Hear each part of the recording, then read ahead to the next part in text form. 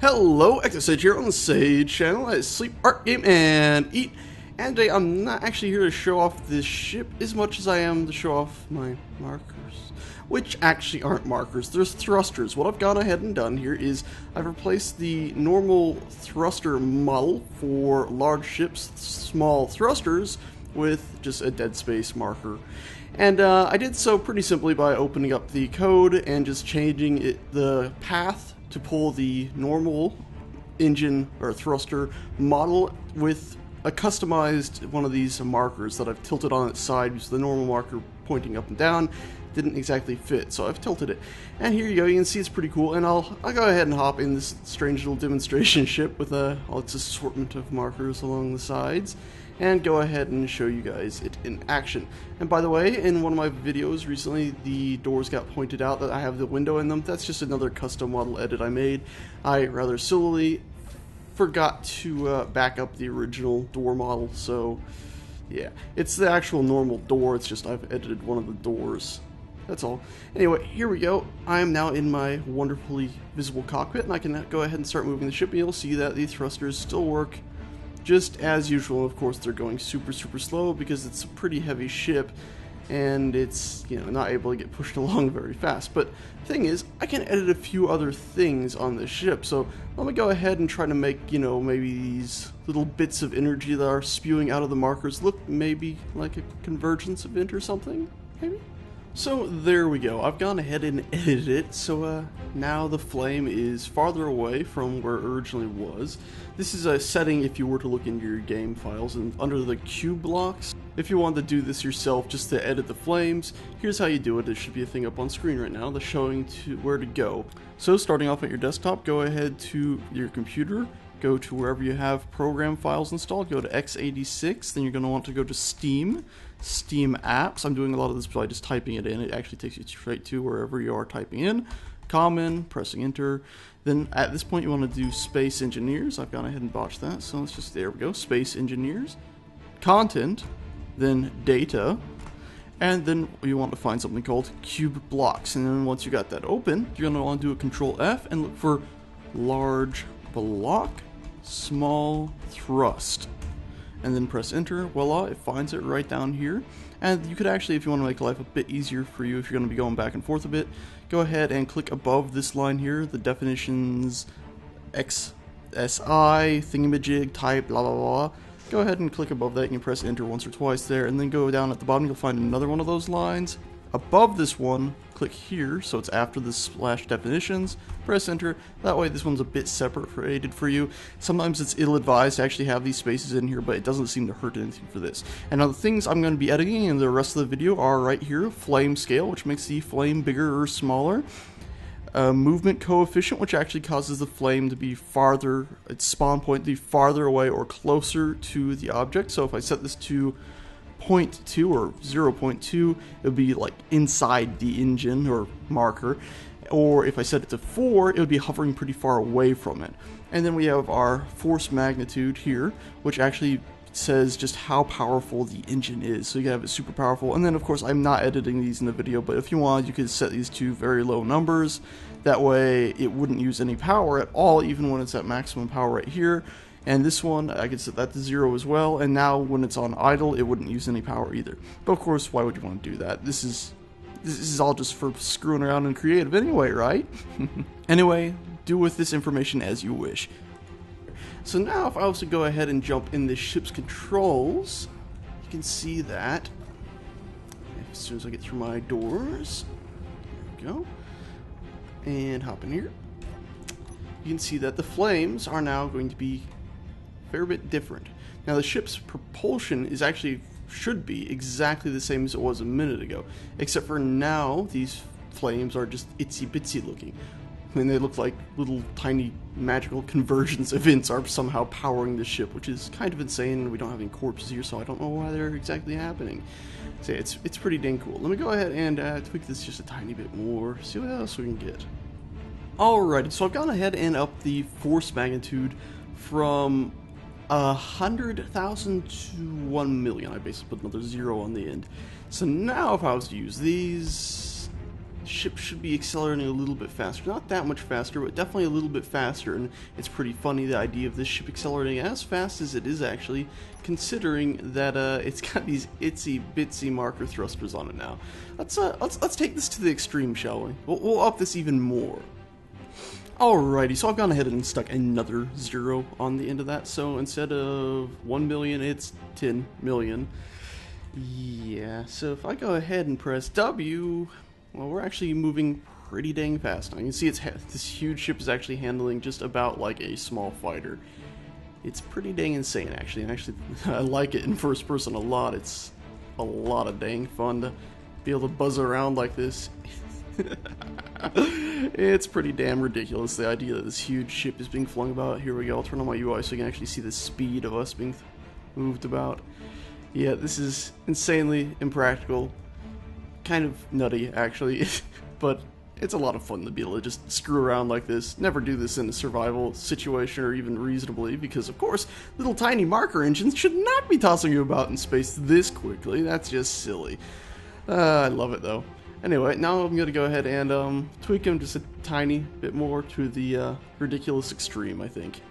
Not to say that this wasn't ridiculous. Alright, so I've gone ahead and upped the numbers from whatever it was before. I think it was 10 million to, I believe it's 10 billion. I stuck a few more zeros in there. So, shall we see what happens now if I press any button? Let's press, hey, look at us go. Look at our speed even at the bottom right there. The funny thing is, I'm 99.9% sure that we're not actually going that fast. It says we're going at an extreme speed, but considering the game actually limits you to a certain speed, I'm pretty dang sure we're not actually beating the maximum speed that is set in the game. So the way to prove this, of course, would be to, let's stop for a second. Of course, the engines have so much power now, it pretty much instantly stops us. We can aim it that way, we'll get us going. Wow, we're going at, oh, look. The second I let off W, instantly it just says we're going at that speed. I think the engines are putting out enough speed to get us up to that, but we're not actually reaching that. As you can see, the asteroids that move by in the distance out this window right there, they're moving past the screen at the same speed whether I'm holding down the button or not. So, unfortunately, even though it says we're going much faster, we're not. So, let's do one more tweak, shall we? Let's go ahead and make those flames sort of bigger. See how big we can make those flames, shall we? So, I've taken it from 0.35 all the way up to 2 now. So if we were to go ahead and hop in here really quickly, you can now see that if we move, our flames are now humongous. Now, of course, we're still moving at that super duper speed. That might have been a mistake. I should probably lower that back down. That way we can have some semblance of control here. But you can see our flames are actually pretty damn huge. And it's just a wee bit ridiculous now, especially the way how jumpy it is, since the flames are so powerful. The engines are so powerful, I should say. And now with our huge thrusters, it sort of reminds me of like one of those, what was it, 1970s machines that were controlled by bursts to hover in midair. Very, very cool. Let me go ahead and edit this once more, I think, maybe twice more.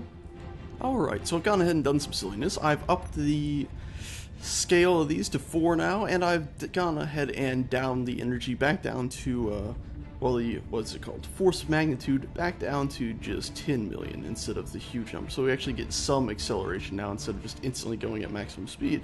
And you can see now the flames are actually ridiculously huge now. Yeah, they're laughable. And actually, if we were to get up by anything that we could burn, I'd say these flames might actually pose a threat to anything. So let's get up here and aim at the panel. Can we melt this away? Can we melt this away? No. I wonder what would happen if we set the flame scale to, let's say, 8. Yep, that looks that looks ridiculous. Let's go ahead and buzz in there. Wow, but that sort of looks like something out of a sci-fi movie where we're flying through a reactor. Yeah, let's see what this looks like now, shall we? Yeah, that's it's looking a bit like a giant blue marshmallow. Okay, let's see though. Can we actually do damage to stuff? Can we melt this away? I'm pretty dang sure I left damage from thrusters on. Our thrusters don't seem to be able to do too much damage to stuff. Oh, no, they've just annihilated it. We did have to get pretty close though. Oh, but not there. Would you look at that? Not there. We're miles away and the thrusters are still able to reach it and start melting through things. Wonderful. Let's go ahead and up it maybe to 14 now. Just go all out with it, you know. Why not? We'll up it to 14, maybe down our power a tiny bit. That way we can stay near stuff a bit easier. Yep, that's my ship. That's with 14. Yeah, let's just go ahead and try to see our way through here. It's actually getting a bit hard to see. Okay, there we go. Okay, now it looks like the reactor's going to overload. Oh wow, did you see that? Look all the way back there now. As I get farther back, somehow it clips through differently, and it looks like the reactor is spewing energy radiation out. That's just nutty. Okay, so this is set at 14. Let's go ahead and give it a little boost. I didn't actually turn down the power on accident. And you can see now, though, it is indeed shooting out for miles. Let's go ahead and fly up to this and brake. Oh, look. Did we do some damage to it? Yeah, I'd say we did. Let's just reverse, shall we? And reverse. And stop. And it looks chaotic. It looks like a lightning storm if I just spam reverse. And of course, the flames are so large, I can do damage from all the way over here. If we were to look in third person, yeah, you can see the flames just spewing out, destroying things. Yeah. Oh, the nonsense you can have. Okay, I think we're gonna do one more thing. We're gonna go ahead and set its power super low, and wow, that ship's just floating away now in pieces. That's kind of cool. But we're gonna set its power super low, and I think the flames will just hit a huge number. Why not? So here we are with yeah, I set it to 1400, 1400. Yeah. Oh, of course, if you can't see them at all, the small particle point that's creating the actual flames doesn't show up, which is why if I look completely away from them, I don't see anything. Let's try to find our way inside, shall we? Okay, well that's problematic. Oh, it's like going through. Oh, this could be a cool game mechanic in a way if there were like large plasma clouds or something where they didn't do much damage to you, or they did do damage. You had to be inside a ship, but you couldn't see much. Oh wow. Oh, that's kind of cool. And of course, in here now, if we go back, I bet you, yeah, the reactor's completely gone. Oh, and you can't see anything really on the outside. You can see like right in front of you. That's about it. We're, I think, lucky that the engines aren't just burning stuff right in front of us, just sitting here. That's kind of silly. Okay, well, I'm not sure if you can hear me, but the front of my ship touched the small fighter there, and my game's frozen. Let's try this again, shall we? Alrighty, so we're back in here, and looking through those windows there, almost looks like the end of the world out there, or here even for that matter. And let's hop in here, and I think it might just crash whenever I push a button. Not that we can see anything really, so let's just try to move. No, I'm still able to move. Oh, no, it's crashed. So yeah, that was too much for it. That was a bit too much. Alrighty, yeah, this is much better. I dropped it down to 14, or not 14, but 140 instead of 1400. So now, yeah, I mean, we can still can't see crap, but at least I think it won't crash the second we try to use the engines now. And also, I did indeed set the engine's power down to about what was it, 1,000. So the engines don't have much power. But anyway, you can see that giant fireballs. Now, if we try to move to our left, the whole entire universe is covered in flames. And of course, since the engines have so little power now, yeah, we're not moving. But I think theoretically, if I was to turn the ship, the flames should be annihilating things. Maybe? Any annihilation happening here? If I try to go down, maybe? I'm getting small lag spikes, so I'm hoping something here is happening. Let's go ahead and just kill our ship. Alright, of course. Silly me. The giant red ship has reactors on it too, or small engines on it too. That's why that is happening over there. We have no way of telling too much what we've done, but you can see some damage there. Let's really quickly stop this ship. I'm gonna go turn off the giant red ship. Alrighty, so the giant red ship powered down, and now if we turn this back on, it's the only one creating the insane fireball in the sky. By the way, actually, I'll shut it off again. If you look over there, you can indeed see that some damage was done to the platform from us. So let's go ahead and power it up again. Can't really see much, but of course we can't even move. Let's try doing a little bit of reverse. Yeah, insane bright lights. A wee bit of lag here. Actually, a whole lot of lag. I better let go of the button. Uh-oh. That might be it. I think that might be it right there. Yeah, that's it. Well, looks kind of insane and beautiful, doesn't it?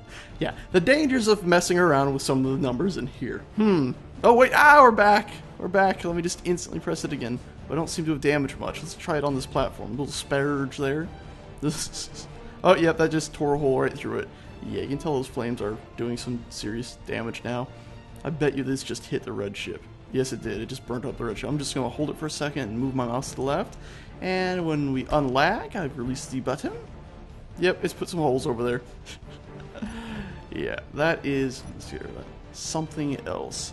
Anyway, I hope you guys enjoyed this nonsensicalness. I actually have quite a bit. Let's see if I can get this thing spinning and then just kill it. Anyway, I hope you guys enjoyed this complete and utter nonsense. Yeah. Thanks so much for watching, guys. I'll see you next time.